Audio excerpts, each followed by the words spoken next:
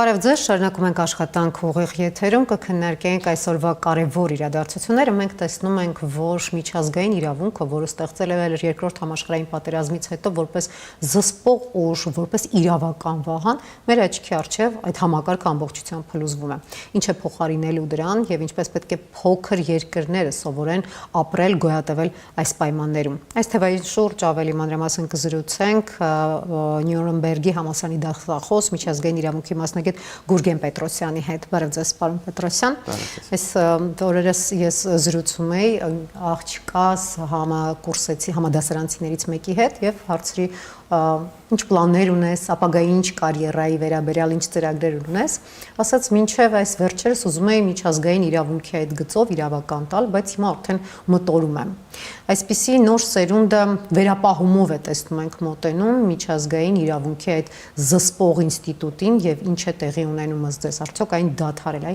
Դուք դասավանդում եք Նյուրնբերգում մի քաղաքում, որտեղ ապացուցեց, որ իրավունքը ուժի առջև ավելի գերակա է, բայց հիմա մենք տեսնում ենք, որ այդ ամենը արդեն պատմության դասագրքերում է մնում։ Շնորհակալ եմ հրավերի համար եւ շնորհակալ եմ այս օրինակը բերելու համար, որտեղ փաստացի այո, մենք նման էմոցիոնալ դաշտում ենք գտնվում, որտեղ մեր առաջ տեղի ունենում միջազգային իրավունքի, այսպես ասած, ապամոնտաժում, բայց ես չի համաձայնի այս մտքի հետ, որովհետև եթե մենք ուսումնասիրենք միջազգային իրավունքի ընդհանուր պատմությունը, ինքը պարբերաբար ենթարկվել է տարատեսակ փոփոխությունների, զարգացումներ է ապրել, մոռացության ենթարկվել եւ սա իհարկե հիմնականում ուժի ազդեցության պատճառով է տեղ ունեցել։ Եթե մենք շատ ավելի մակերեսորեն նայենք, պետությունները երբևէ չեն հրաժարվել պատերազմ վարելուց։ Միշտ դա եղել է քաղաքական գործիք որպես այդպեսին։ Երկրորդ համաշխարհային հետո, ինչպես դուք նշեցիք, ձևավորվել էր մի համակարգ, որը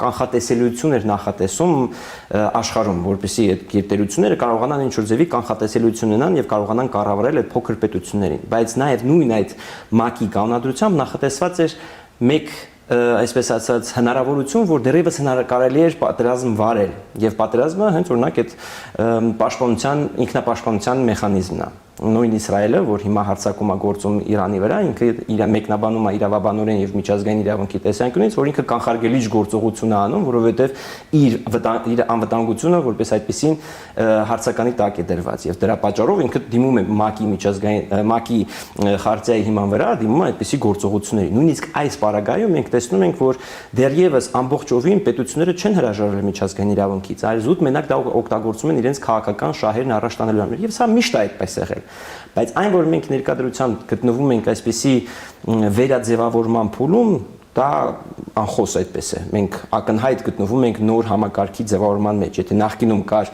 մուլտիլատերալիզմ, այսինքն բոլոր պետությունները հավաքված էին մեկ համակարգի շուրջ, հիմա մենք ակնատես ենք դառնում, որ ձևավորվում են կամ հնարավորություն է տալիս մեզ այս վերաձևափոխումները տեսնել, որ ռեգիոնալ ինչ-որ կառույցներ են առաջանում, որոնք միջազգային իրավունքը տանելու են իրենց ձևով, բայց մենք այս ամեն ինչի մենակ ամենասկզբնական հատվածում ենք գտնվում։ Եվ ձեր երկրորդ հարցը, ձեր օրինակը ինչպես է նոր սերունդը այս հարցին նայում, այո, ես սա տեսանելի է նաև արտասահմանյան բուհերում, որ ուսանողների հոսքը միջազգային իրավունքի նկատմամբ որպես այդպեսին ավելի անկում է ապրում, բայց ես սա չի դիտարկի որպես ամբողջովին ապամոնտաժում միջազգային իրավունքի, ոչ, միջազգային իրավունքը շարունակելու է գործել, որտեղ ինքը միշտ գործում է, ինքը գրված լինի, չգրված լինի, միջազգային իրավունքը շարունակելու է գործել եւ պետությունները շարունակելու են մեկը որոշ միջազգային իրավունքի ճյուղերից օգտվել, ինչպես օրինակ տնտեսական իրավունքը, ինչպես օրինակ նեղուցների օգտագործումը, նավիգացիան, դրանք շարունակում են մնալ միջազգային իրավունքի անբաժան մասերը, որոնք առանց որի պետությունները չեն կարող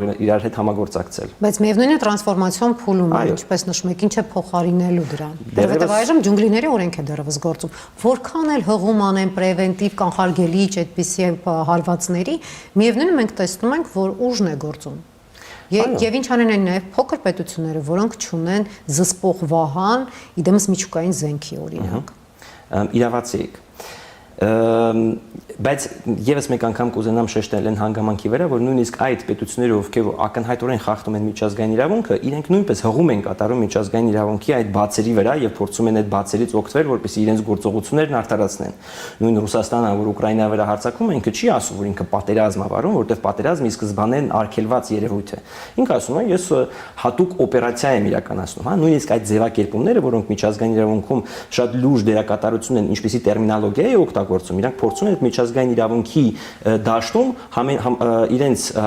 իրենց քաղաքական բաներին համապատասխան մանևրեն։ Ինչ վերաբերում է բայց դրանից չի փոխվում իրավիճակը, այդ չի փոխվում ուկրաինացիների համար, իրանցիների համար եւ մնացած այլ ազգերի համար, որոնք այդ ձևակերպման զոհն են դառնում, որքան էլ դու ձևակերպես միջազգային իրավունքի տեսանկյունից, որ ես հատուկ օպերացիա եմ իրականացում, այսօր պատերազմ է տեղի ունենում, մարդիկ են անում, ու սա հենց այդ երկակի ստանդարտներ, երկերեսանությունն է, հատկապես նույն երիտասարդ սերնդի մոտ առաջացնում այդպիսի ռեակցիա, որ չկա վստահություն։ Ես ամբողջովին ձեր կարծիքը կիսում եմ, բայց միջազգային իրավունքը երբեք որպես այդպեսին արդարության մեխանիզմ չի եղել։ Իսկ ինչ մեխանիզմ է եղել։ Դա կանխարգելիչ մեխանիզմ, բայց հիմա նաև չի կանխատեսելիության մեխանիզմ է եղել, որպեսզի Իսկ հիմա կանխատեսելի է։ Ներկայությամբ ոչ, կանխատեսելի չէ, որովհետև մենք գտնվում ենք այդ ձևափոխման մեջ։ Հենց դրանում է կայանում միջազգային իրավունքի ամենայդ կարևոր սկզբունքը, որ ինքը չի ստեղծվել մարդու իրավունքների համար, ինքը չի ստեղծվել պատերազմները կանխարգելելու համար, որտեղ ինչպես նշեցի, պատերազմները միշտ եղել են, պետությունները երբեք պատերազմներից չեն հրաժարվել։ Պատերազմը իրենց համար միշտ եղել է գործիք, որպեսզի օգտագործեն։ Ինչ է հիմա փոխվում, փոխվում է այն մոդելը, որը ձևավորվել էր ոչ թե երկրորդ համաշխարհային պատերազմից հետո, այլ ձևավորվել է դեռևս 18-րդ դարում Վեստֆալիայի պայմանագրով, որտեղ որ պետությունը պետությանը համարում էր սուվերեն։ Մենք հիմա գտնվում ենք ինչ որ մի հատ այսպես ասած տրանսֆորմացիոն վիճակում, որտեղ որ մեկ սուվերենը չի ընկալում այլ սուվերենին, հա։ Մենք տեսանք Մադուրոյի օրինակով, որ Մադուրոն որպես սուվերեն ուղղակի առևանգվեց եւ իրան տարան Ամերիկայի Միացյալ Նահանգներ, այսինքն այդ սուվերենի կարգավիճակը, որը Վեստֆալիայի բանով հաստատվել էր, այլևս որպես այդպեսին չի գործում։ Հիմա մենք գտնվում ենք նոր ինչ-որ տրանսֆորմացիայի մեջ, բայց ինչպես նշեցի, միջազգային իրավունքը փոքր պետությունների համար միակ ապավենն է, միակ գործիքն է, որոնք իրանք գոնե կարող են ինչ-որ մի բան արձանագրել։ Դա լինի դատական ինչ-որ որոշում, դա կլինի որևիցե բան, որովհետև դրա վրա հնարավոր է հետագայում հղում կատարել, բայց միջազգային իրավունքը երբեք արդարության մեխանիզմ չի եղել։ Դա ուղղակի եղել է կանխատեսելիության եւ ինչպես քաղաքացիական իրավունքը, ինչպես բան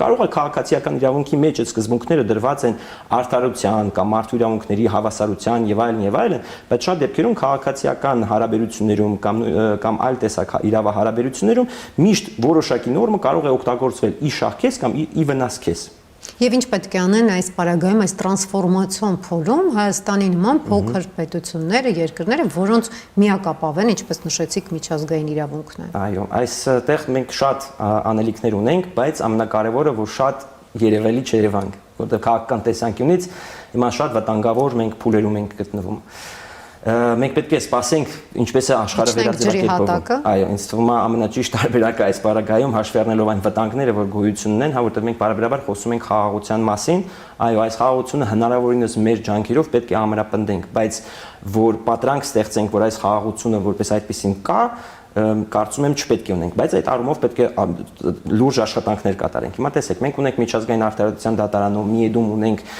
գործեր, հա, որոնք որպես այդպեսին դեռևս հետ չեն կանչվել օֆիցիալ ձևով, որքան որ ինձ հայտնի է։ Եվ այդ գործերը պետք է շարունակեն մնալ այդ դատարաններում։ Իհարկե, հակառակ կողմը միշտ կասի, այդ էս դու անդադ օգտագործում ես, չես փորձում օֆիցիալ այդ գործերը հետ կանչես, բայց մենք պետք է հասկանանք մյուս կողմի մտադրությունները, որովհետև այս անկանխատեսելիության մեջ մենք չենք կարող բացառել, որ այս խաղաղությունը փխրուն է իրականում, որ ինքը ամեն վայրկյան նորից կարող է վերածվի պատերազմի, տեսնել Տրամպի եւ Ամերիկայի Միացյալ Նահանգների այս անկախատեսելի գործողությունները ու շարժումները համարտ գտնում է խաղաղության Նոբելյան մրցանակի հետևից եւ հաջորդ պահին միանգամից նոր պատերազմներ է սկսում եւ իր բոլոր այդ թշնամիներին վերացնում է եւ իմ պատկերացմամբ այս փուլում լավագույն ձևով այդ գործերը պարզապես սառեցնելն է, թողնել որ իրանք այդ բաներում մնան եւ եթե ինչ-որ բան լինի, դրանք նորից ակտիվացնել, որովհետեւ մենք ամբողջությամբ այդ դատավճիռներ այդ գործընթացներից իրավունք չունենք հրաժարվելու։ Բայց միևնույն ժամանակ մենք գիտենք, որ միջազգային քրեական դատարանը կամ արդարադատության դատարանը հաճախ արձագանքում են ամիսներ, տարիներ անց կարող է եւ փաստացի ստացվում է, որ սա որպես ավելի շատ հետպատերազմական գործիք է եւ ոչ թե ավելի ընթացիկ արունահեղությունը կանխող կամ այսինքն դրա արդյունքները երկարաժամկետ կտրվածքով են հետագայում երևալու կամ չեն երևալու, եթե այս տրանսֆորմացիոն փուլում են տեղի գտնվում։ Միջազգային իրավունքը ինքը չի գործում միանգամից, ինքը գործում է նաև ինչ-որ չափով պրևենտիվ, բայց այդ պրևենցիան կամ այդ deterrence-ը հնարավոր չի չափել, որովհետեւ չափման միավոր դրա համար գոյություն չունի։ Այն գործընթացները, որ կան, արդեն որ Հայաստանը միջազգային քրեական դատարանի անդամ է, հայ միջազգային քրեական դատարանը մեզ չի փրկելու, բայց ինձ այն հանգամանքը, որ մենք այդ ինստիտուցիայի բանենք, անդամ ենք, ինչ որ չափով տեսականորեն ստեղծում է deterrence effect-ը, որ կանխարգելում է Ադրբեջանի, չգիտեմ, ինչ որ պատերազմական հանցագործություն թեկուզ մեկ հատով։ Այդ ճիշտ է, միջազգային քրեական դատարանը ինքը հիմա գտնվում է ուժեղ սանկցիաների տակ, ամերիկան սանկցավորել է դատավորներին, Ռուսաստանում այն նույն դատավորների նկատմամբ քրեական հետապնդումներ են սկսվել, այսինքն իրենց ճամփորդությունը ամբողջովին կասեցված է, իրենք չեն կարող նույնիսկ գալ արդեն Հայաստան, որովհետև կարող է փոխանցվեն ռուսական իշխանություններին, որովհետև կան միջազգային պայմանագրեր այդ առումով։ Այսինքն միջազգային քրեական դատարանը ինքը հիմա շատ թույլ վիճակում է գտնվում այն պատճառով, որ ինքը Նետանյահուի նկատմամբ ունի կալանքի որոշում, ունի Պուտինի նկատմամբ կալանքի որոշում, ինչպես նաև այլ տեսակ քաղաքական գործիչների նկատմամբ։ Բայց միջազգային արդարադատության դատարանը, որտեղ որ այդ գործընթացները սկսում են ու այստեղ պետական պատասխանատվության մասին է խոսքը գնում, այդ գործերը, որ արդեն կան ու դրանք կարող են արձանագրել պետական պատասխանատվություն, այո, փաստացի իրանք որևիցե բան չեն փոխի, բայց դիվանագիտության մեջ, քաղաքական բանակցությունների մեջ դրանք ունեն ազդեցություն, որովհետև մենք ես բարբերաբար եմ այս օրինակը բերում, երբ որ հայ ժողովուրդը ենթարկվեց ցեղասպանության, չկար որևիցե դատարան, չկար որևիցե ատյան, որը կարձանագրեր, որ տեղի է ունեցել հայոց ցեղասպանություն, եւ մենք 115 տարի անց 110 տարի անց չէինք բանի ընկնի դռնեդուր ու ասի, որ ճանաչեք հայոց ցեղասպանությունը, հա, նույն Նյուրնբերգյան դատավարությունը ինքը ինչ էր, Նյուրնբերգյան դատավարությունը արձանագրեց այն փաստը, որ տեղի է ունեցել մասսայական սպանություններ եւ ոչ մեկ այլևս չի կարող կասկածի տակ դնել, որ հոլոկոստը տեղի ունեցել։ Այսինքն մեզ հարկավոր են այդ արձանագրումները, որտեղ դրանք իրավաբանական փաստաթղթեր են, որոնք հետագայում ոչ այս պահին, ոչ այս րոպեին, ինքը երկարակյաց գործընթացներ են դրանք իրենից ներկայացնում եւ րոպեական կամ կոնկրետ իրավիճակը փոխելու համար դրանք չեն գործում, բայց երկարաժամկետ process-ներում դրանք ունեն իրենց ազդեցությունը։ Բայց միևնույն ժամանակ նույն այդ արձանագրումը Նյուրնբերգյան դատավարության process-ում տվեց կարծես թե տարբեր փորձագետների կարծիքով որոշակի carte blanche Իսրայելին հենց նույն այս համատեքստում միջազգային իրավունքի օգտագործմամբ, որ ես պրևենտիվ գործողություններ եմ անում, որպեսզի կանխեմ ցեղասպանությունը։ Այսինքն սա երկակի գործեց ի վնաս Դուք իմ հարցին արդեն պատասխանեցիք։ Այո, ինքը տալիս է հնարավորություն այն պետությանը պարբերաբար այդ թեման բարձրաձայնելու։ Համ եթե մենք ունենայինք այդ դատավճիռը եւ, չգիտեմ, Լեռնային Ղարաբաղի պատերազմի ընթացքում պարբերաբար այդ, որտեղ դա քաղաքականություն է, դա նույն ձևի լոբի աշխատանք է, որ այդ տեսեք պանթուրքիզմը որպես այդպեսին կա, չգիտեմ, Թուրքիան ուզում է եւս մեկ անգամ ցեղասպանություն իրականացնել, ինչպես է Իսրայելը դա անում։ Մեկը միտեղ Իսրայելի դեմ հայտարարություն է անում, միանգամից պիտակավորում են, որ ինքը անտիսեմիտ է։ Հա, սրանք սա նաև քաղաքականություն է, որը ճիշտ է, այդ վտանգը կա, չի բացառվում, որ Իսրայելի նկատմամբ կա այդպիսի ցանկություն Իսրայելը վերացնելու, հա, շատ տարբեր հատվածներում դեռևս այդ ցանկությունները կան, բայց դա օգտագործվում է շատ դեպքերում քաղաքական նկատառումներով իրենց պաշտպանությունը եւ իրենց քաղաքական բանը բարձրացնելու համար։ Իսկ ըստ միջազգային իրավունքի տեսանկյունից նայական որպես անհատ, որպես մարդ, արդյոք Իսրայելը այս առումով չափը չի անցնում նույն հակասեմականության վահանով պաշտպանված, որ ինքը փաստացի շատերի կարծիքով սա նա արդեն սկսում է ամբողջ մի հսկայական տարածաշրջան, երրորդ համաշխարհայինի նախերգանք են անգամ անվանում։ Ըստ ձեզ կան արդյոք նաև մեխանիզմներ սահմանափակելու նաև որոշակիորեն այդ ձևակերպման մեկնաբանությունը, եթե տեսնում ենք, որ կոնկրետ տվյալ երկիրը չարաշահում է միջազգային իրավունքի տեսանկյունից այդ ձևակերպումը եւ օգտագործում է ագրեսիան արդարացնելու համար, սեփական ագրեսիան արդարացնելու համար։ Սա երկու տեսանկյունից պետք է նայել։ Մեկ Իսրայելի տեսանկյունից, այսինքն որպես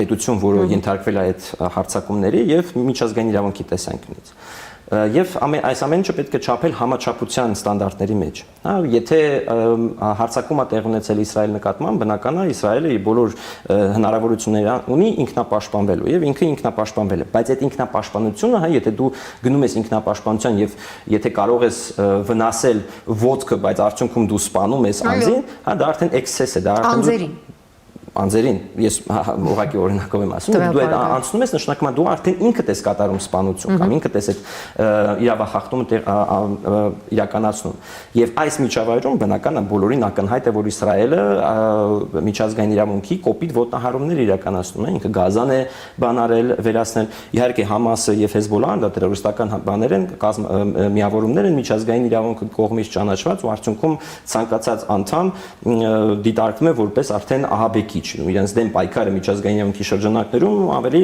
թույլատրելի է, բայց մեկ այլ պետության վրա հարձակում իրականացնելը դա արդեն այլ հարց է, բայց ամեն մի դրվագը առանձին պետք է ստուգվի, հա, չէ՞, մենք չենք կարող ընդհանուր բանի տեսանկյունից նայել, միջազգային իրավունքի տեսանկյունից նայել, այդ բոլոր դրվագները մեկ արկղի մեջ մտցնել ու անալիզ անել, ոչ, առանձին դրվագները պետք է առանձին ուսումնասիրեն, հասկացվեն, թե ինչքանով է այս հատվածը միջազգային իրավունքի խախտում եւ ինչքանով է սա ինքնապաշտպանություն եւ այլն եւ այլն։ Ինչ վերաբերում է մյուս կողմից Իսրայելի տեսանկյունից, Իսրայելի քաղաքականությունը այս պարագայում բավականին իրանց տեսանկյունից բավականին adekvat, իրանք շրջապատված են թշնամիներով, գոյություն ունի Հեզբոլլահ, գոյություն ունեն հութիներ Եմենի, գոյություն ունեն Համաս, գոյություն ունի Իրան, որը ինչ որ չափով ֆինանսավորում է այս ամեն ինչը, հա, բնական է իրանց տեսանք ու պլյուս արաբական պետություններ, որոնք պարբերաբար ցանկանում են Իսրայելը կամ Իսրայել պետությունը չեն ճանաչում որպես այդպեսին։ Բնական է այդ պետությունը փորձում է հասկանալ միջազգային իրավունքում ինչ ինստրումենտներ կան, որ կարող է օգտագործել այդ իր հակառակորդներին վնասազերծելու համար։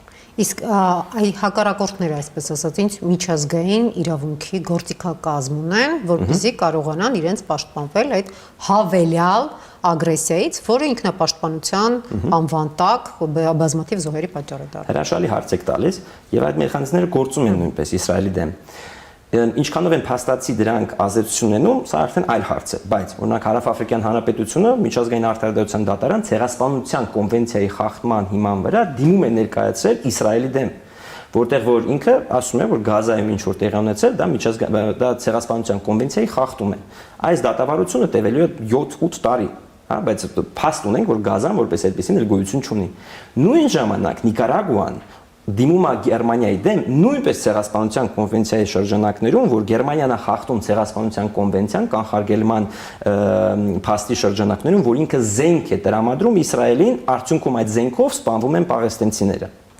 Հիմա այդ մեխանիզմները, այդ երկու մեխանիզմները իրանք իրավաբանական ճանապարհներ են զսպելու, որովհետև ինչպես նշեցի, կանխարգելումը չափման միավոր որպես այդպեսին չունի, բայց ցեղասպանության կոնվենցիան ինքը ասում է կանխարգելել եւ պատժել։ Կանխարգելումը կարող լինի ցանկացած բան, նույն հատելության խոսք տարածելը օրինակ, զենք մատակարարելը կամ սովի մատնելը բնակչության, հա, իրանք արդեն ինդիկատորներ են նրան, որ կարա ցեղասպանություն լինի եւ դա թույլ է տալիս այլ պետություններին դիմելու միջոցների, որպեսզի կանխարգելեն դրա տեղի ունեցումը։ Թե ինչպես է տարվում փաստացի հողի վրա, դա արդեն այլ հարց է։ Բայց արդեն երբ տարիներ անց այդ փաստաթուղթը միսու արյուն ստանա, Գազան այլևս չկա։ Համաձայն եմ։ Ես դրա համար եմ ասում, որ միջազգային իրավունքը ինքը արձանագրում է եւ հետագա տասնամյակների համար Իսրայել պետության վրա միշտ այդ փաստաթուղթը մնալու է, որ ինքը ցեղասպանություն է կատարել, եթե ցեղասպանությունը արձանագրվի։ Ու դա հետագայում դա կունենա փողոցման մեխանիզմների, որտեղ ինչպես Նյուրնբերգը ազդում է Իսրայելի համար գործիք այլ արևմտյան պետություններին իր կողմը քաշելու համար, նույն ձևի այդ փաստաթուղթը միշտ ամբողջ Իսրայելի պատմության ընթացքում, պատմության բոլոր դասագրքերում իրանք արճակատվելու են կամ առերեսվելու են այդ փաստաթղթերից, որից փախուս որպեսին այդպեսին չկա։ Փաստաթղթեր, որոնք իրականացրել են ցեղասպանություն, վերապրած ժողովուրդը գործել է ցեղասպանություն Գազայում, այսինքն դա մոտ ապագայում լինելու է Իսրայելի։ Այո։ Նույն բանը Գերմանիայի հետ է տեղ ունենում, հա, Գերմանիան ունի այդ մեղքը իր պատմության մեջ։ Իրանք որտեղ գնան, ուր գնան, այդ միշտ ամեն մի նույնիսկ գյուղացին, հասարակ անձը հիշելու է, որ կա Ադոլֆ Հիտլեր, որը ցեղասպանել է բոլորին։ Այդ պատմության մեջ հավերժ մնալու է ու ցանկացած գերմանացի առերեսվում է դրան, շփվելով այլ ազգիների հետ, շփվելով իր սեփական պատմության հետ, շփվելով իր տոհմածառի հետ։ Վերադառնանք տարածաշրջան մեր հայրենակիցներին, մենք գիտենք, որ Իրանում կա հսկայական մեծ հայ համայնք եւ այսօր շատ են հնչում նաեւ հայտարարություններ, որոնք կոչ են անում իշխանություններին անհապաղ տարհանել մեր հայրենակիցներին, որոնք էթնիկ իրենց պատկանելությամբ հայ են, բայց փաստաթղթով եթե երկքաղաքացի չեն, ապա նրանք Իրանի Հանրապետության քաղաքացիներ են։ Ամբողջ միջազգային իրավունքի տեսանկյունից նրանք աշխարհի համար իրանցի են։ Այս առումով ինչ կարող է անել Հայաստանը, եթե նույն Սիրիայի տարբերակով վերցնենք, եթե հիշում ենք Սիրիայում էսկալացիայի ժամանակ մեր հյուպատոսարանում արագ անմիջապես բացվեցին ենթաբաժիններ, որտեղ շատ արագ անձնագրեր էին տրամադրում սիրիացիներին, հայերին, որպեսզի կարողանան նրանց տարհանել։ Հիմա այս պարագայում ինչ պետք է անի Հայաստանը իր էթնիկ հայերին կամ երկքաղաքացիների խնդիրը լուծելու համար։ Եվս շատ կարևոր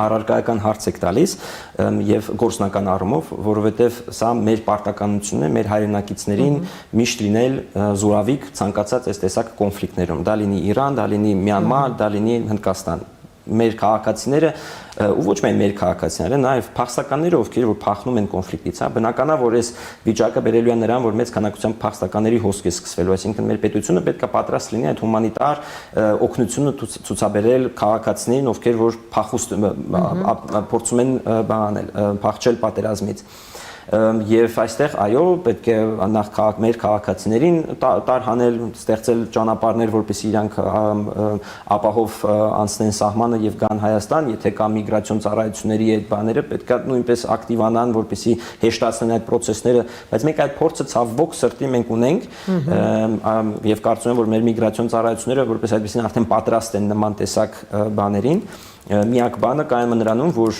մեր միակ առաքելությունն է ամեն ինչում, որ մենք կարողանանք հումանիտար օգնություն ցուցաբերենք այն անձանց, ովքեր որ ցավոք սրտի այս ամեն ինչի զոհն են դառնում։ Իսկ արդյոք Հայաստանը չի կարող նաև դիմել հենց այս առումով տարբեր կառույցներին, որպեսզի հումանիտար աջակցություն ֆինանսական տեսքով գրանտերի ստանա, որպեսզի կարողանա տեղավորել, որտեղ դա հսկայական մի հոսք է լինելու։ Բոլոր աշխարհը շատերը զարմացած էին, թե ինչպես նույն սեպտեմբերյան իրադարձությունների ժամանակ Հայաստանը կարողացավ առանց հավելյալ միջոցներ ներգրավելու Արցախից մեր հայրենակիցների այդ փախստականների խնդիրը լուծել, արագ կազմակերպել, բայց հիմա սա ոչ պակաս կարևոր խնդիր է ու ավելի հոսք ավելի մեծ է ակնկալվում։ Ես ու նաև այդ երկքաղաքացիների պարագայում, եթե երկքաղաքացի չէ, այլ միջազգային իրավունքի տեսանկյունից ինքը իրանցի է։ Ինչը լինելու է այս դեպքում, այդ նույն մեխանիզմը պետք է գործի անմիջապես երկքաղաքացիություն տրամադրել, ինչպես դրան կնայի Իրանը, որովհետև Իրանը հայտարարում է, որ պատերազմական իրավիճակ է, տեսնում ենք, որ թույլ է տալիս լքել սահմանը միայն օտարերկրյա քաղաքացիներին ու բեռնատարների վարորդներին։ Ինչ հարաբերություններ կլինեն այս դեպքում, ինչ պետք է անի Հայաստանը, ինչպես կարող է դիմել տարբեր միջազգային կառույցներին, որպեսզի ֆինանսական աջակցություն ստանա նաև այս հարցը լուծելու համար։ ՄԱԿ-ը ունի դրա համար համապատասխան փախստականների վերաբերյալ գրասենյակ, որը կոմիսար, որը զբաղվում է հենց միջազգային փախստականների իրավունքներով, կա առանձին Ժնևյան կոնվենցիա, որը վերաբերում է փախստականների իրավունքին եւ այն անձինք, ովքեր որ հումանիտար ճանապարհով կամ քաղաքական ապաստանի տեսանկյունից անցնում են սահմանը եւ հայտնվում են երրորդ պետությունում, ապա երրորդ պետությունը լինելով այդ կոնվենցիայի անդամ պետություն պարտավոր է տրամադրել համապատասխան գործեր։ Այս ամեն ինչը բնականաբար ՄԱԿ-ի հետ խորհրդակցելով եւ ՄԱԿ-ի հետ համագործակցելով կարող է տեղ ունենալ, ինչպես է Հայաստանը հիմա այդ հարցում գործում եւ աշխատում ՄԱԿ-ի հետ, ճիշտ ասած ես տեղակ չեմ, բայց ամենաճիշտ ճանապարհը, որպեսզի ՄԱԿ-ի համապատասխան գրասենյակի հետ ավելի ակտիվանան մեր համագործակցությունները։ Բայց որպես ընդունող պետություն մենք ունենք պարտավորություն լինելով Ժնևյան կոնվենցիայի անդամ։ Իսկ այդ երկքաղաքացիություն եւ մյուս հարցը։ Երկքաղաքացիության վերաբերյալ մի քիչ կարծում եմ մեր արտաքին գործերի նախարարությունը ավելի լավ պատկերացում ունի, ինչպես իրենք կարող են այդ ամեն ինչը բանել, ձեռնարկել։ Ես չեմ կարող դրա մասին, որովհետեւ ես քաղաքագետ չեմ կարող ասել ինչպես Իրանը կարող է դրան արձագանքել, որ մենք անձնագրեր ենք բանանում, տրամադրում էթնիկ հայերին, բայց դա ցանկացած քաղաքացու իրավունքն է, չէ՞, որ եթե ես ուզում եմ այլ պետության քաղաքացի դառնալ, ես կարող եմ պատասխան դիմում ներկայացնել դեսպանատուն եւ ոչ մի այլ պետություն չի կարող ինձ բանել, արգելել, որ ես քաղաքացիությունը չստանամ։ Եթե դեսպանատունը տալիս է այդպիսի հնարավորություն եւ երկքաղաքացիությունը երկու պետությունների միջեւ հնարավոր է, ապա ինչու ոչ։ Եթե Իրանը հայտարարի, որ այս պահին, այս փուլում նպատակահարմար չեմ գտնում երկհաղաքացիության այս մեխանիզմի գործարկումը, ինչպես է ինչ անելու ենթադրենք Հայաստանը, պետք է, այսինքն պետք է հրաժարվեն Իրանի քաղաքացիությունից եւ այդ դեպքում կարողանան կա այդպիսի սահմանադրական մեխանիզմ Իրանի իրավական համակարգում, որ իրանք իրենց քաղաքացիությունից կարող են հրաժարվել, ապա այո, տայալին մնում, բայց ես Իրանի իրավունքի հետ տեղյակ չեմ, ինչպես են ներքին իրենց կարգագործում, բայց տեսականորեն դա հնարավոր տարբերակ է եւ դա մարդու իրավունքն է ստանալ այն քաղաքացիությունը, որտեղ որ ինքը ուզում է ստանալ, եթե այդ պետությունը տալիս է այդպիսի հնարավորություն։ Այս իրադարձությունները, որոնք տեղի են ունենում տարածաշրջանում եւ ամբողջ աշխարհում, որ մենք տեսնում ենք, ձեր կարծիքով հատկապես ինչպես կանդրադառնան Հայաստանի վրա։ Եթե երրորդ sense observer-ի տեսանկյունից նայենք, այս trip համակարգը այս իրադարձությունների տակ իմ մոտ այնպեսի տպավորություն է ստեղծում, որ սա մշակված ինչ-որ մի ծրագիր էր, որպեսզի Իրանի հյուսիսային հատվածում ինչ-որ ձևի խաղաղություն լինի, որպեսզի իրանք կարողանան Իրանին, այսպես ասած, մի քանի կողմերից շրջափակեն։ Իմ պատկերացմամբ սա այսպիսի մի ծրագիր է, որ լավ հաշվարկված է ըստ երևույթին եղել, թե ինչպիսի ազդեցություն կունենա պարզ կլինի միայն շաբաթներ, միգուցե ամիսներ անց, ինչպիսի նոր վիճակ է ստեղծում, որտեղ ամեն օր ինչ-որ մի իրադարձություն է տեղի ունենում, մենք տեսնում ենք, որ քրդական համայնքը Պարսկաստանում հիմա Իրանում հիմա կարծես զինվում է Իրանի դեմ, ինչպիսի սրանք զարգացումներ կունենան, բայց իմ միակ բանը, որ մենք ուղղակի սպասենք ու որովհետեւ առանձնապես չերևանք էլի այս ամեն ինչի ֆոնին, որտեղ վտանգները շատ են իմ պատկերացմամբ։ Բայց միևնույն ժամանակ տեսնում ենք, որ ներքաղաքական տեսանկյունից դա քննադատվում է, երբ Հայաստանը, այսպես ասած, կարկանդակ է ուտում ու ակտիվորեն չի ներգրավում կամ դիվիզիաներ չի ուղարկում, դիվանագիտական ատյաններ չի ուղարկում, չի դիմում, այսպես առաջ չի ընկնում։ Սա ներքաղաքական առումով քննադատվում է։ Ես կարծում եմ, որ այստեղ դրանք քննադատության ժամանակը չի, որովհետև մենք տեսնում ենք, որ աշխարհն է փոխվում եւ մենք այն պետությունը չենք, որ կարողանանք ինչ-որ դրոշակակիր դառնանք խաղաղության ու փորձենք ինչ-որ մեդիացիա անել, Օմանը չկարողացավ մեդիացիա անել, մենք պետք է ինչ-որ մի բան անենք։ Մեր միակ առաքելությունը դա հումանիտար օգնություն ցուցաբերելն է այն անձանց, ովքեր որ հայտնվում են մեր սահմանին կամ մեր տարածքում։ Դա է մեր միակ առաքելությունը, որ գոնե այդ անձանց, ովքեր փախչում են, իրենց օգնություն տրամադրենք։ Այլ գործողություններ անել կամ դիվանագիտական ինչ-որ այդ բանակցությունների մեջ մտնել, որովհետև որ մենք ոտքի տակ կանգնենք, ինչպես դուք ասացիք, կարծում դա պետք է բացառել։ Որոշակի քննադատության արժանացավ նաև այն հանգամանքը, որ Իրանի դեսպանատան առջև իրանցիների այդ ցույցը կանխվեց, միջազգային իրավունքի տեսանկյունից սա իհարկե անընդունելի է, բայց նույն տարածաշրջանի իրողությունների, ներկայիս աշխարհաքաղաքական իրավիճակից արդյոք Հայաստանի դիրքորոշումը այս առումով ճիշտ էր, թե ոչ։ Ցույց ցրելը բնականաբար դա մենք ունենք կան համապատասխան մենք առաջին հերթին Եվրոպական մարդու իրավունքների կոնվենցիայի անդամ ենք, ունենք համապատասխան պարտավորություններ, եթե մարդիկ ուզում են ցույց անել, ապա կարող են ցույց անել, դրան դիմաց կան համաչափության սկզբունքներ, երբ ցույցը կարող է արգելվել, երբ չի կարող ցույց արգելվել։ Բնականա հասկանալի է, որ Իրանի ժողովուրդը ենթարկվել է տարատեսակ բռնությունների, մենք դրա ականատեսը եղանք վերջերս նույնպես շատ ցավալի է, որ մեր հարևանները այսպիսի վիճակում են գտնվում, որ իրենց նկատմամբ բռնություն կա, որ արտաքին բռնություն կա, մեր դիրքորոշումը այս հարցում մենք պետք է նոյտրալ լինենք, մենք չենք կարող որոշել Իրանի ժողովրդի փոխարեն, թե իրանք ինչպիսի իշխանություններ են ուզում ձևավորել, բայց նույն ժամանակ մենք չենք կարող իրանց արգելել այդ բաները ցույցերը չանել, իրենց պետությունն է, իրենց դեսպանատունն է, իրենք կարող են այդ ցույցերը անել, բայց դա ամբողջովին արգելել, կարծում եմ մեր Իրանի հարևան իշխանությունները պետք է ինչ-որ նաև տոլերանտ գտնվեն, որ մենք բավականին ազատ պետություն ենք եւ չենք կարող նման արգելքներ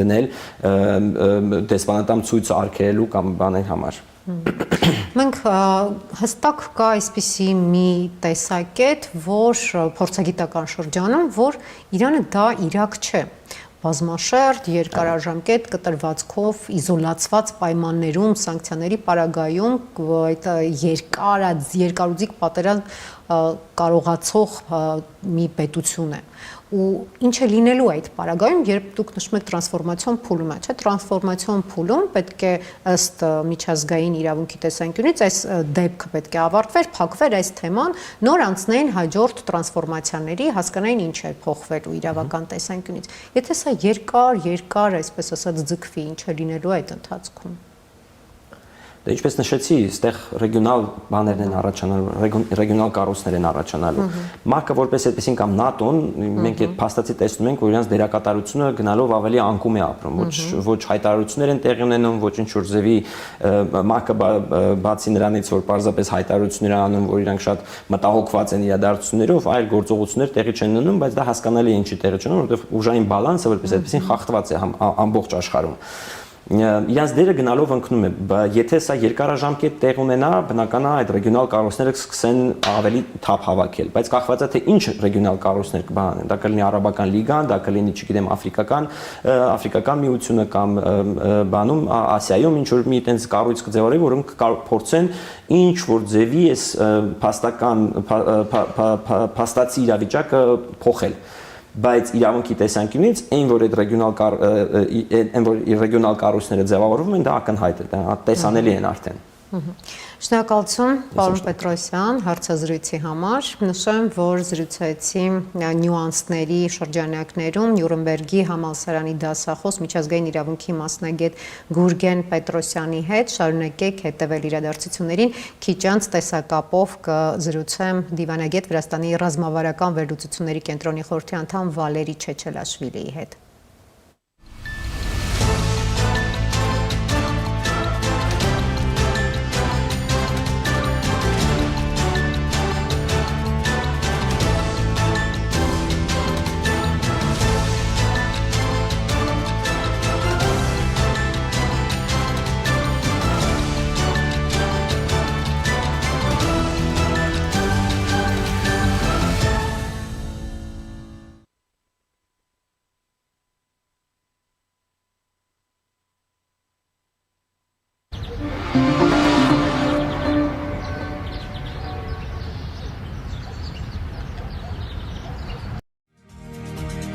Գեղեցկություն ներշնչված սիրով, սեր, որը դառնում է հոգատարություն։ Սիրո տոներից մինչև մարտի 8-ը իդեալ համակարգում ստացեք լրացուցիչ 8% զեղչ սալիկների ամբողջ տեսականու համար։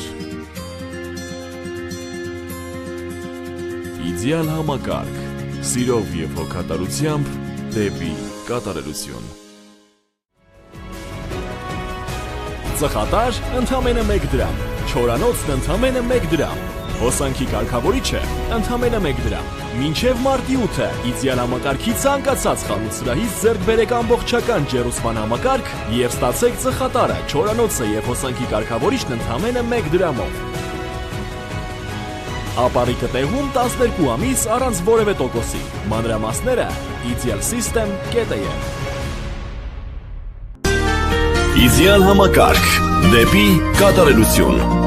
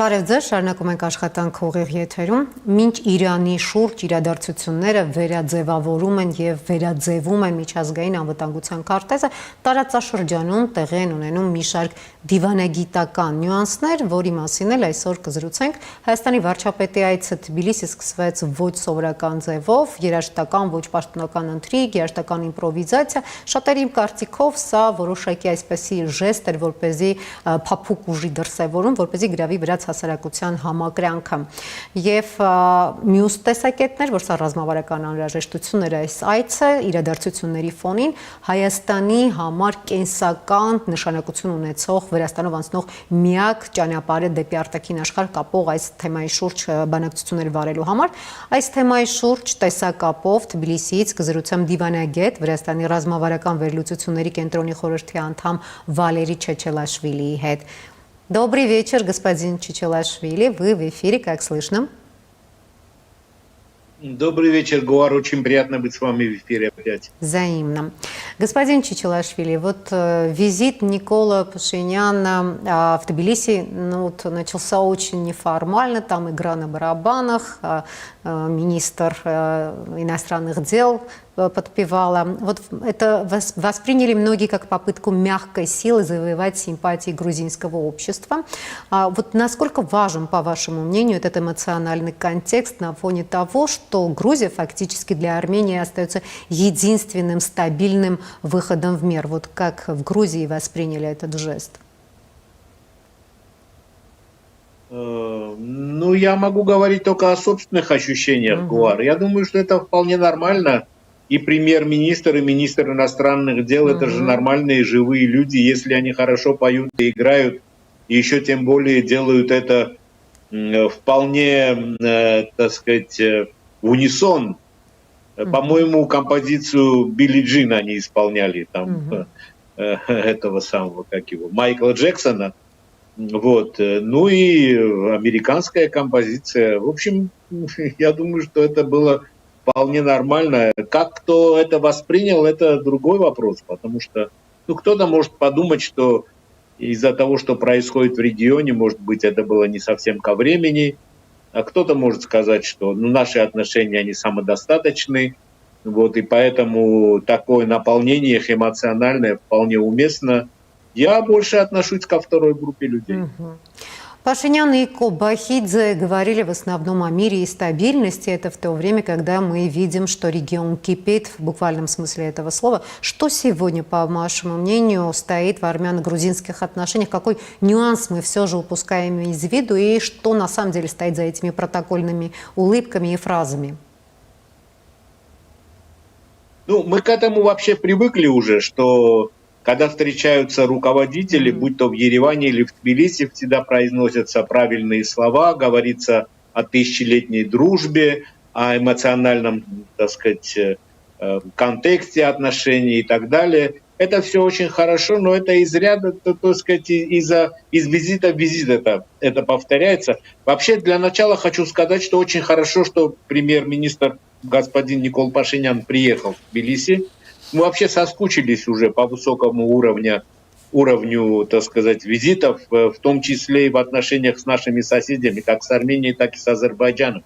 Вообще было время, и в принципе, когда двусторонние визиты по линии Тбилиси-Ереван или Тбилиси-Баку происходили гораздо чаще, чем Ереван-Баку. А теперь у нас ситуация перевернулась. На высшем уровне встречи Ереван и Баку происходят чаще, чем, значит, встречи с грузинскими делегациями. Но это хорошо, это правильно, это нормально. Мы от этого все выигрываем, в том числе и Грузия от этого выигрывает. И Вы сказали, Гуар, что остается единственным, так сказать, выходом. Это же уже не совсем так. В принципе, грузы Армении уже через Азербайджан поступают и на российский рынок. Вот, и Азербайджан транзит допускает для грузов по Армении. И единственным стабильным пока что выходом, потому что пока... стабильным, знаете... Да, но динамика, я имею в виду стабильность, да, конечно, но динамика отношений очень позитивная, и это только приветствуется, потому что это и для Грузии тоже очень хорошо, потому что это приобретает южно-кавказский контекст региональный. Вот. А что касается визита, хорошо, что это произошло. Чаще надо такие визиты, потому что у соседей есть много что обсудить.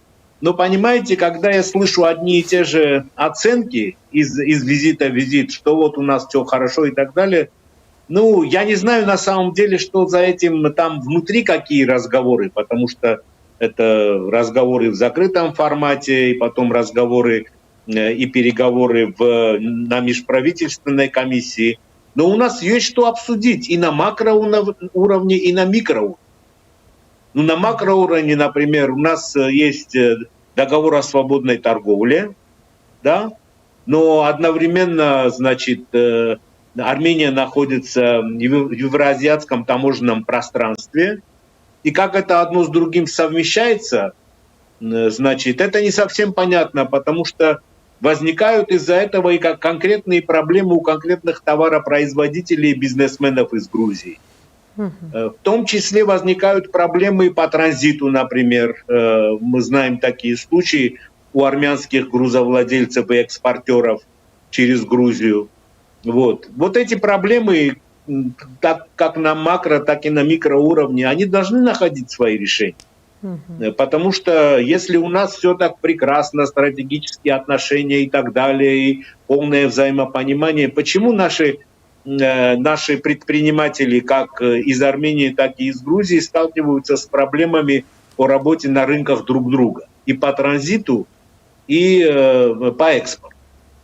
Вот. Но я надеюсь, что эти все, так сказать, вещи были обсуждены. Посмотрим. Я сейчас не хочу просто называть те компании, у которых серьезные проблемы на армянском рынке возникают, у грузинских. Не хочу им просто помешать. Может быть, их вопросы все были решены в течение этих 2 дней.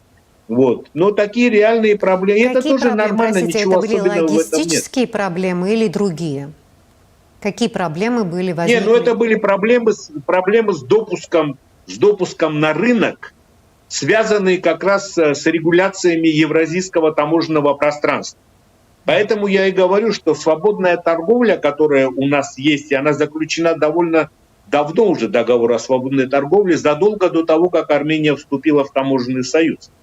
Но тем не менее эти, так сказать, состыковки, это надо с этим работать, потому что это реальная, в том числе и правовая проблема, и логистическая. Но я говорю, что это в принципе нормально, когда такой большой оборот торговый, там Армения, по-моему, 4-й или 5-й торговый партнер Грузии, да?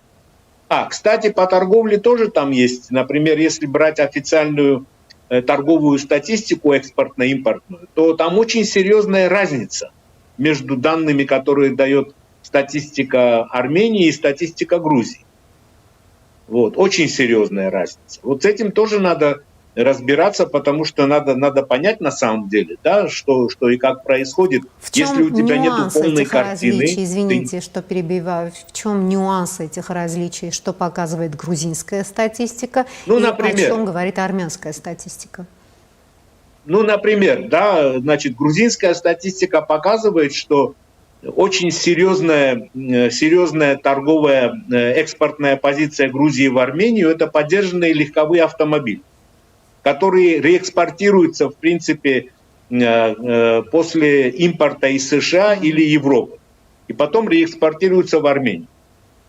А армянская статистика в импорте не показывает этих данных. И по грузинской статистике, значит, позитивное сальдо у Грузии, а по армянской статистике позитивное сальдо у Армении. Это только один такой пример, который я могу сейчас привести. Но Я опять говорю, что в принципе у нас много есть, у соседних стран, у которых серьезный динамичный торговый оборот, такие обмены, так сказать, туристические, все больше людей ездит как из Грузии в Армению, так и из Армении в Грузию. Это очень приятно. Это, кстати, отмечалось премьер-министрами, значит, во время переговоров. Вот. Это такие проблемы есть. Просто когда я не слышу в официальных пресс-релизах или в официальных выступлениях от руководителей, так сказать, изложение этих проблем и готовность их решать, и какие-то там пути решения и так далее, у меня немножко возникают вопросы.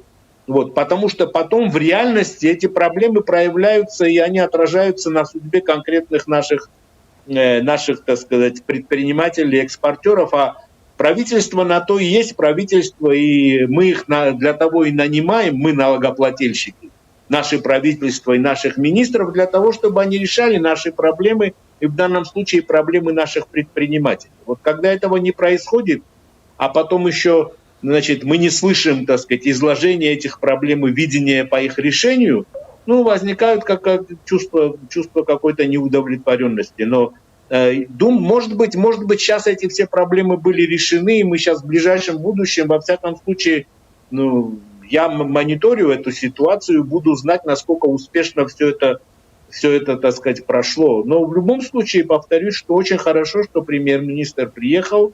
Это подтверждение динамичности наших двухсторонних связей, которые имеют значение не только для Армении и для Грузии, но и для всего региона. Господин Чичилашвили, еще один деликатный нюанс. После принятия Грузии закона об иностранных агентах случилась такая ситуация, когда многие неправительственные организации и гражданские активисты начали миграцию в Ереван, в Армению. И это вызывает в определенном смысле ревность со стороны грузинского правительства. Как эта ревность может отразиться на отношениях между нашими странами?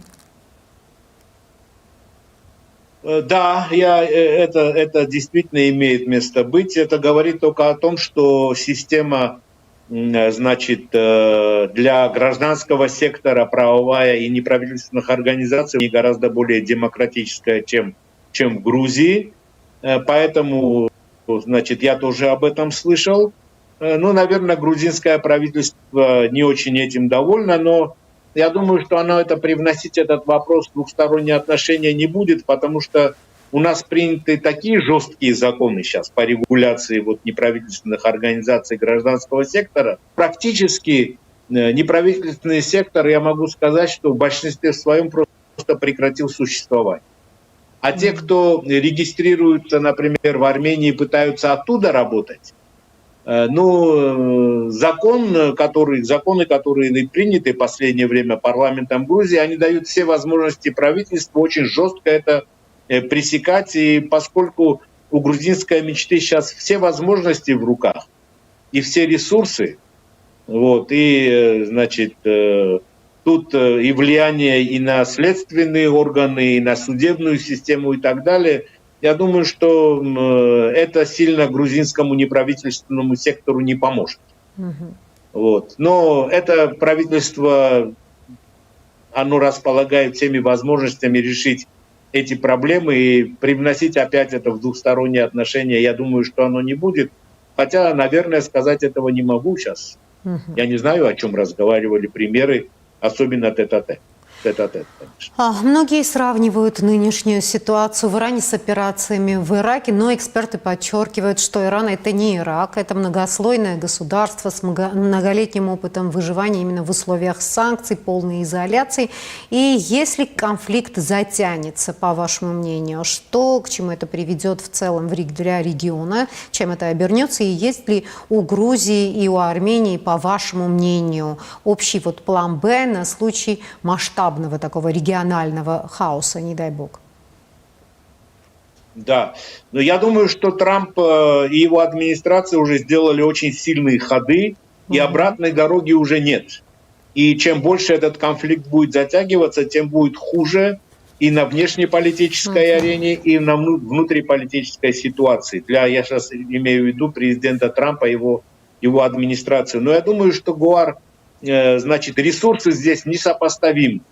С одной стороны, значит, Соединенные Штаты, Израиль, страны Ближнего Востока, которые, в принципе, больше группируются вокруг позиции Соединенных Штатов, заявление трехстороннее Великобритании, Германии и Франции о том, что они, хотя и косвенно, но собираются поддерживать позицию Соединенных Штатов и так далее.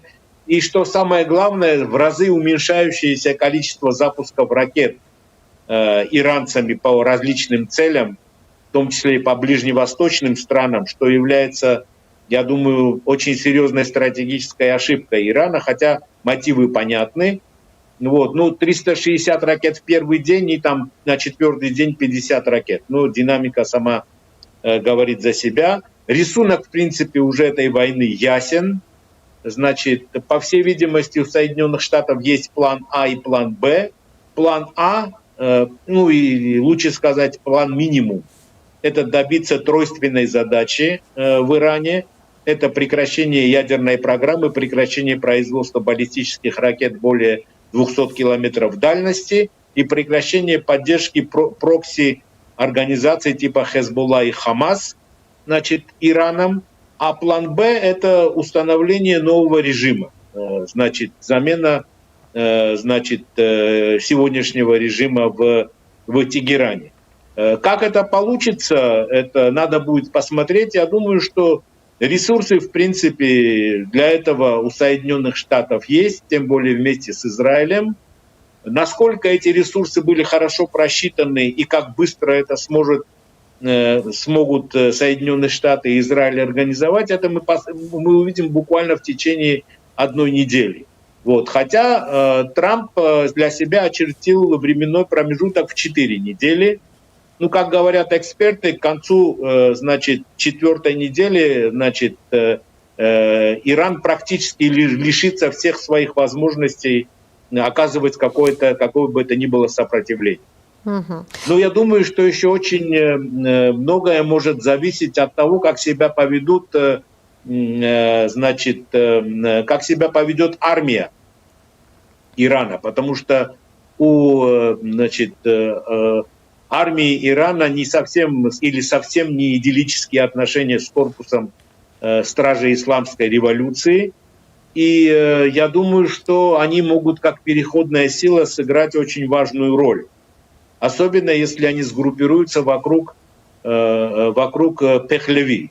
Значит, но пока это с нашей стороны могут быть только спекуляции, но в течение, я думаю, 5-7 дней многое выяснится, и мы увидим. Но если кто-то заинтересован закончить эту войну как можно быстрее, то это, конечно, прежде всего Трамп и его администрация. А вот насколько выгоден для нашего региона план Б, то есть замена режима марионеточным правительством или руководителем? Потому что получается, что тогда у нас устаканивается и стабильная ситуация и в плане Трипа, и в плане экономических отношений, и политических дальнейших развитий. Гуар, вы совершенно правильно говорите. Если Иран, во-первых, я думаю, что очень важно, чтобы Иран сохранил суверенитет и территориальную целостность свою. Я думаю, что американцы и израильтяне как раз на это настроены. С территориальной целостностью и суверенитетом Ирана они не имеют никаких проблем. Наоборот, они говорят, что гордый и свободный иранский народ гораздо большего заслуживает жить в стране с обеспечением безопасности, благосостояния и перспективы развития и так далее. Не надо забывать, что Иран – это очень богатая страна и природными ресурсами, и людскими ресурсами. Это 92 миллиона населения с огромными ресурсами и так далее. И если эти ресурсы будут направлены действительно на построение нормального, демократического, процветающего государства в течение нескольких лет, значит, из фактора нестабильности Иран может превратиться в фактор фактор развития и стабильности региона, в том числе для Южного Кавказа это будет очень, очень важно.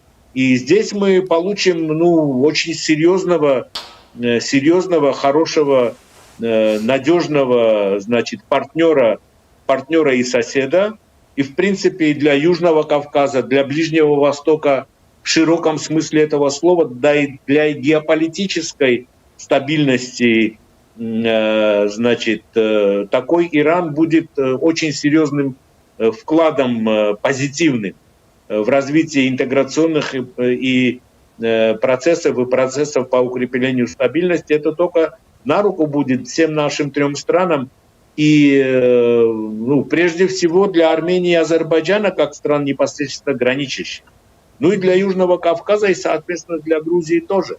Но это все зависит от народа Ирана. Сейчас я очень внимательно слушаю людей, которые гораздо лучше меня разбираются в том, что происходит внутри, так сказать, в Иране. И ситуация там оценивается очень по-разному. Некоторые говорят, что до 90% населения Ирана ненавидит теперешний режим.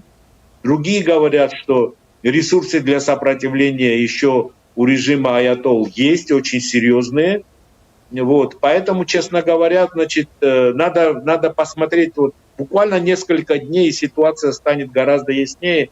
Но опять же, я надеюсь, что когда принималось решение такое драматическое в Вашингтоне, все ресурсы и варианты развития событий были очень хорошо взвешены Соединенными Штатами, но все это нам предстоит увидеть в ближайшее время.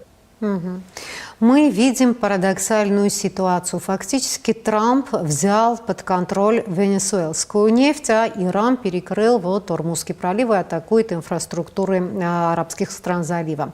И огромный источник энергии для Китая и Индии оказался заблокированным. По вашему мнению, кто является главным бенефициаром этого хаоса? Не Россия ли?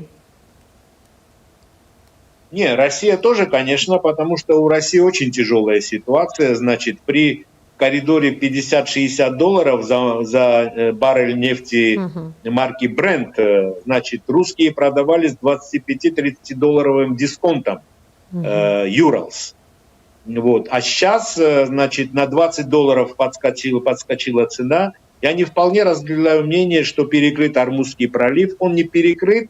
Значит, есть соответствующие угрозы со стороны Ирана, но он не столько перекрыт, сколько капитаны, значит, судов, они не хотят рисковать своими кораблями и командами, проходя в это ненадежное время через Ормузский пролив. Но сегодня, кстати, американцы заявили, что они будут сопровождать корабли и, значит, осуществлять гарантии безопасности для прохождения через Ормузский пролив. Но фактор, это серьезный фактор, это и по газу, и по нефти, и в Европе очень серьезно уже. Значит, это нашло свое отражение, цены на бензоколонках поднялись на 10% в Европе.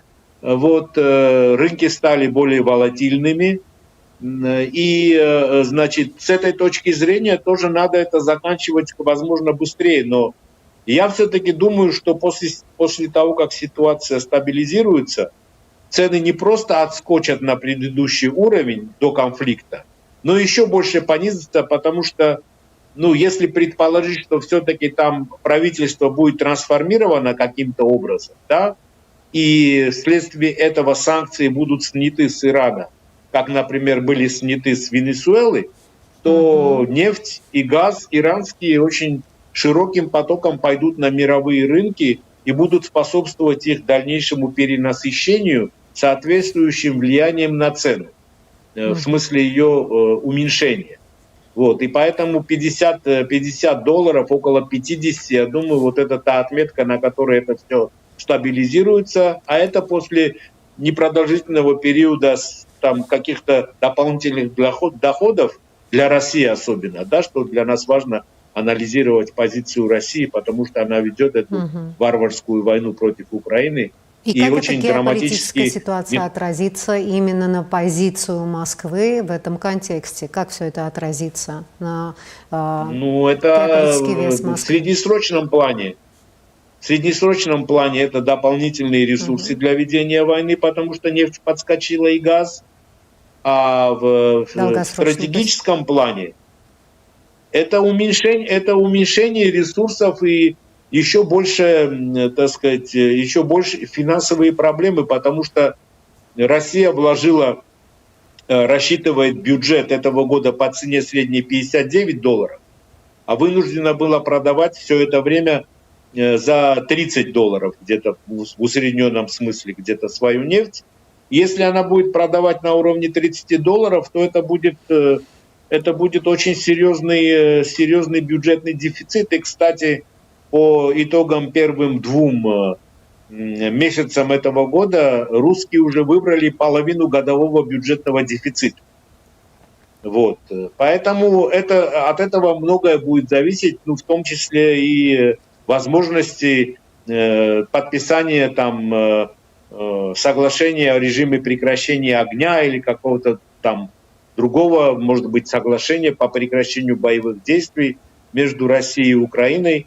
Вот. Эта ситуация непосредственно будет влиять и, конечно, на те переговоры тоже между Россией, Украиной и Соединенными Штатами, как это происходит. Хотя я думаю, что неизбежно, что к ним обязательно и Европа подключится. Как вы оцениваете реакцию Москвы на ситуацию именно в регионе и именно в контексте Ирана? Что происходит по-вашему? Как вы оцениваете реакцию, молчание и недомолвки? Что происходит на самом деле? Ну, это было вполне ожидаемо, Гуар. А что мы ожидали? Значит, русские поступили, несмотря на свое присутствие в Сирии, они по отношению к Сирии так поступили, по отношению к Венесуэле так поступили, теперь по отношению к Ирану тоже та же самая ситуация там, что вот международное право вообще очень смешно, когда про какие-то принципы международного права начинает учить господин Небензя и вообще русская дипломатия, значит, мировое сообщество. Да? Мы сплошное одно большое нарушение международного права последние 20 лет мы видим от Российской Федерации. Вот. Это не означает, и я не говорю о том, что Соединенные Штаты, значит, все их действия находятся в полном соответствии букве и духу всех норм и принципов международного права, отнюдь. Но начала всю эту эрозию именно Российская Федерация. Но посмотрите, какая большая разница здесь. Вот это очень болезненно, кстати, и для Армении, и для Азербайджана, и для Грузии. Это принцип территориальной целостности, да, и суверенности. Ведь американцы не ставят перед собой задачи там, захватить какие-то части Ирана, расчленить его, там, и так далее, установить. Нет, они просто говорят, сейчас их тоже можно понять. Ну, когда совершилась эта революция в 1979 году, я очень хорошо помню, тогда тогдашние власти Ирана объявили о том, что враг номер 1 для Иранской Исламской Республики Иран — это США, враг номер 2 — это Советский Союз, а Израиль вообще надо стереть с лица земли, он не должен существовать как государство. Да? Ну, когда тебе 40 лет, там, 47 лет постоянно тебе говорят,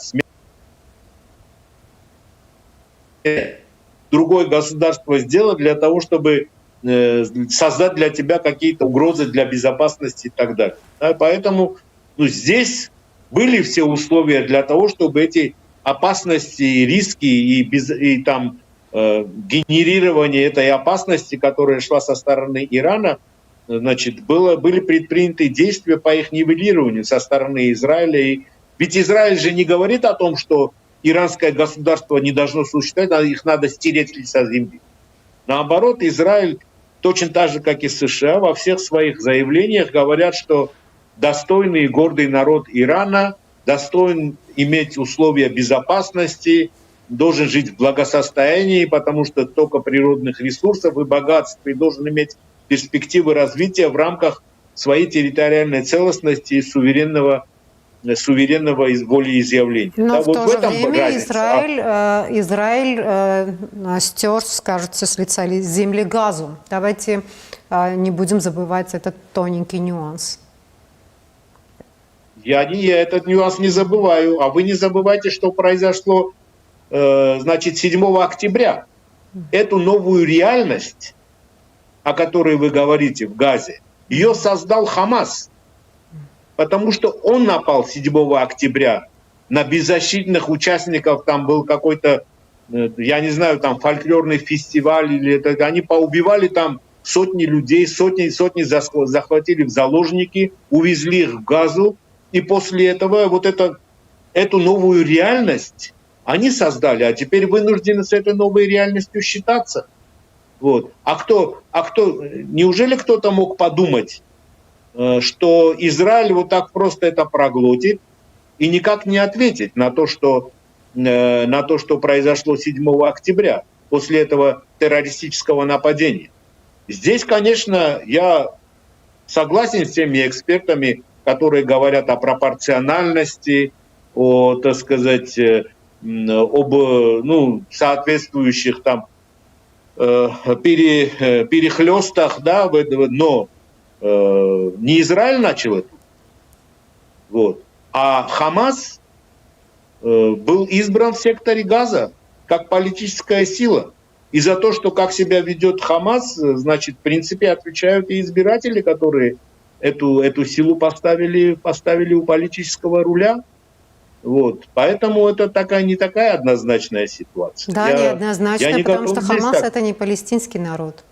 Хамас это не палестинский народ в целом. Нет, Хамас это палестинский народ, потому что палестинский народ его выбрал. Вот. Поэтому, значит, если ты выбираешь эту силу и ставишь ее у политического руля, руководства, ну тогда ты получаешь то, что получаешь. И мы пришли к этой грустной, трагической, да, потому что, там, конечно, невозможно без содрогания смотреть на эти кадры, там сердце кровью обливается, когда видишь женщин, детей, стариков, которые так мучаются, страдают, недостаток еды, питья и так далее, все разрушено. Но начинал это не Израиль, это надо помнить. Оставим эту тему на спор и на дальнейшее обсуждение экспертов по международному праву. Спасибо за интервью, господин Чичилашвили. Я надеюсь, у нас еще будут случаи встретиться не только онлайн, также офлайн. Спасибо за интервью. Большое спасибо, успехов вам. Было очень приятно быть с вами. Տաղավարում զրուցեցի դիվանագետ Վրաստանի ռազմավարական վերլուծությունների կենտրոնի խորհրդի անդամ Վալերի Չեչելաշվիլիի հետ։ Շարունակեք իրադարձությունների զարգացմանը հետևել առաջին լրատվականի եթերում, կմիանա իմ գործընկեր Ռուբեն Մեհրաբյանը։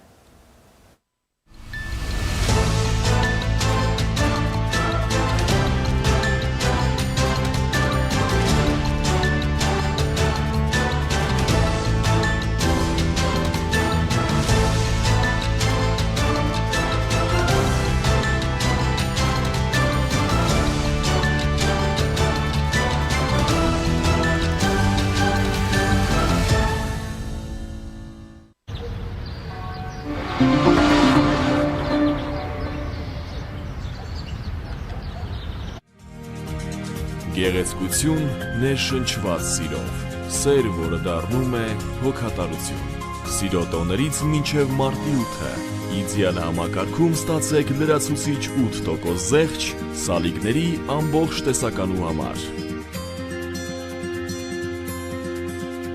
Իդեալ համակարգ, սիրով և հոգատարությամբ դեպի կատարելություն։ Ծխատար ընդամենը 1 դրամ, չորանոցն ընդամենը 1 դրամ, հոսանքի կարգավորիչը ընդամենը 1 դրամ, մինչև մարտի 8-ը իդեալ համակարգի ցանկացած խանութ սրահից ձեռք բերեք ամբողջական ջերուսման համակարգ և ստացեք ծխատարը, չորանոցը և հոսանքի կարգավորիչն ընդամենը 1 դրամով։ Ապարիկը տեղում 12 ամիս առանց որևէ տոկոսի, մանրամասները idealsystem.am։ Իդեալ համակարգ, դեպի կատարելություն։